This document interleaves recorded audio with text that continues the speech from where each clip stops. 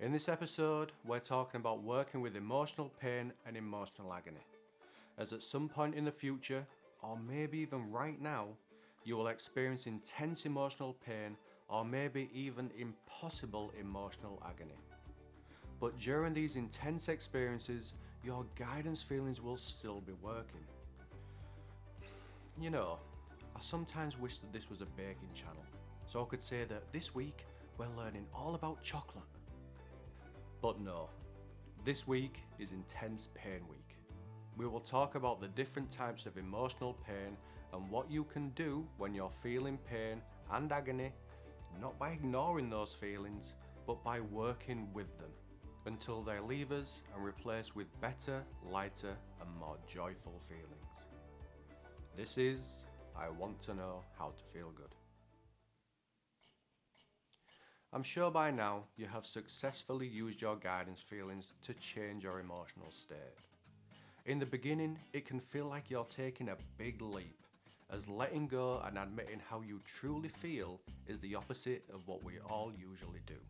Then, as you see that you haven't yet exploded from admitting how you truly feel, you begin to have more trust in the process and in your ability to change your emotional state.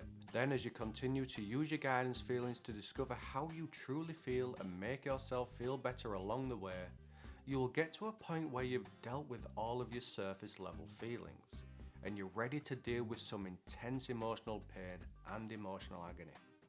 Using guidance feelings to work with emotional pain and emotional agony. Using your guidance feelings to work with intense emotional pain and emotional agony is done in the exact same way that you have been. The only thing that changes is the intensity of the pain that you're working with, but the process remains the same.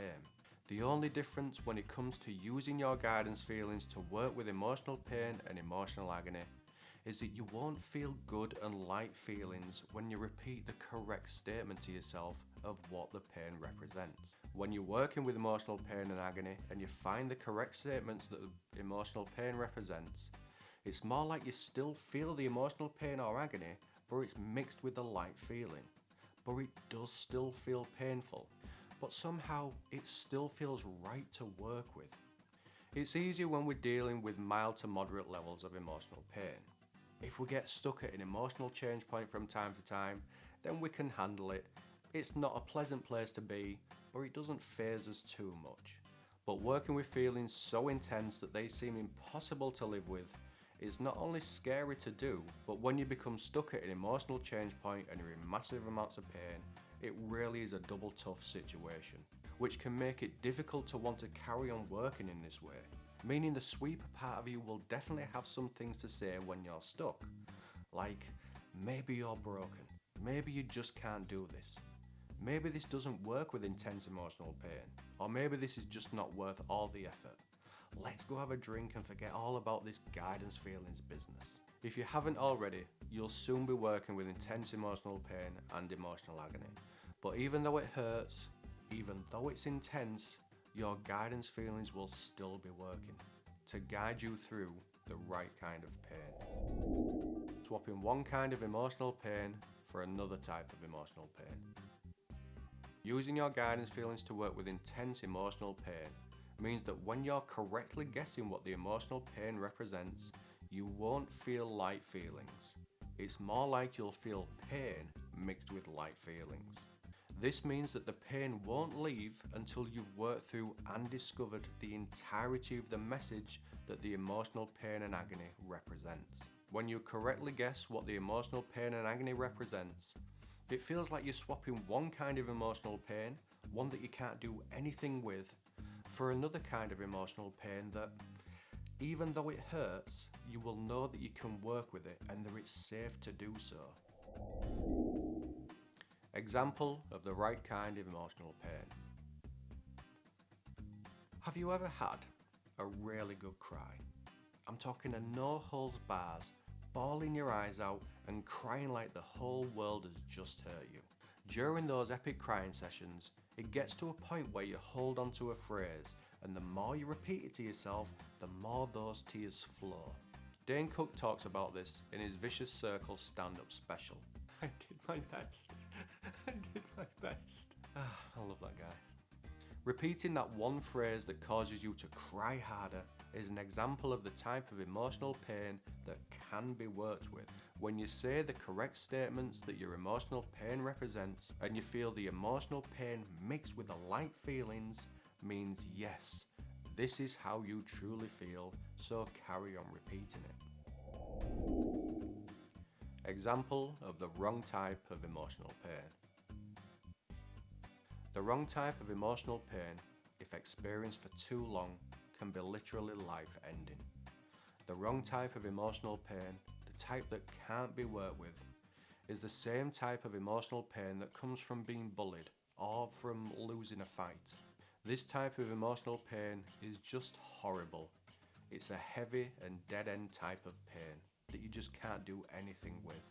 Being bullied or losing a fight is an example of the emotional pain that can't be worked with. And being at an emotional change point and not being able to find the statements that the pain represents feels heavy and a dead-end kind of pain, which means this isn't how you truly feel. So guess again. How to incorporate this information into your sessions of using guidance feelings. When you're in massive amounts of emotional pain or emotional agony, the feelings you experience still represent how you truly feel. Let's say, for example, they represent the feeling of rage. When you repeat "you feel rage," you will experience pain mixed with a light feeling. Then after you've repeated the statement and come into an emotional change point, you change to repeating "I am full of rage," which makes you experience the pain mixed with a light feeling again as you repeat the statement, until you come to another emotional change point. And then it's time to pin that feeling of rage to a situation or to a person. I'm full of rage about not getting that promotion.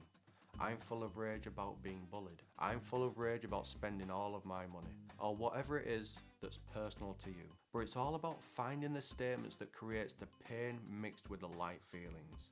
Repeating that statement to yourself in the same way that you have been by focusing on your center and squeezing out all of that pain mixed with the lightness. And then at the next emotional change point, find the next statement to repeat to yourself that carries on allowing you to feel the pain mixed with lightness. This process sounds easy to talk about, but it really is tough work, which gets even tougher at each emotional change point. But until the whole message has been discovered, the emotional pain will still exist within you. And it will come to a point where you just want to give up and let the feelings of pain completely consume you. But I encourage you to keep having sessions of working with your guidance feelings, even if they're bite-sized sessions. As once you've discovered what the emotional pain and agony represents, you will feel so much freer.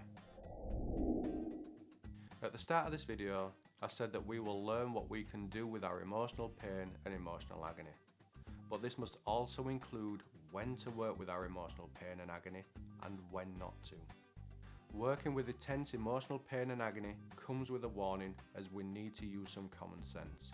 Using your guidance feelings to work with emotional pain and emotional agony is okay and it's safe to do, unless you're having any thoughts or feelings of suicide or thinking about self-harming. Working with your feelings in this way while you're feeling suicidal can create a huge risk.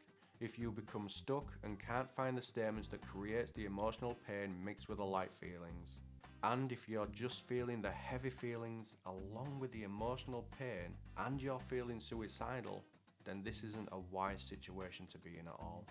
When I was having thoughts of suicide while I was working with my intense emotional pain with my guidance feelings, I knew that I wouldn't be working with my emotions for a while until my suicidal thoughts and feelings or feelings of self-harm have passed.